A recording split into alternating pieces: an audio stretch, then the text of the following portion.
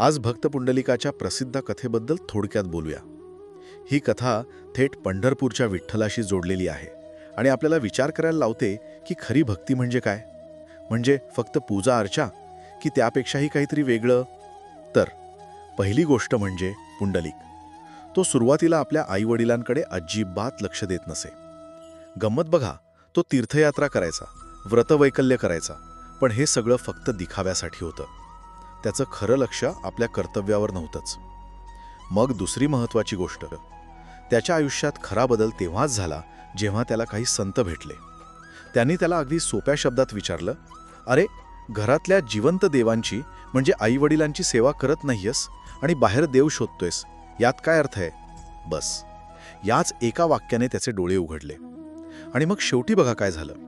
पुंडलिकाने स्वतःला पूर्णपणे आईवडिलांच्या सेवेत वाहून घेतलं आणि त्याची ही भक्ती इतकी मोठी ठरली की साक्षात विठ्ठल त्याला भेटायला आले.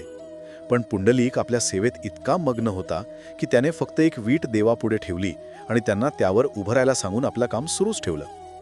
थोडक्यात काय, तर ही कथा आपल्याला एकच गोष्ट शिकवते की आई वडिलांची सेवा हीच सर्वश्रेष्ठ भक्ती आहे.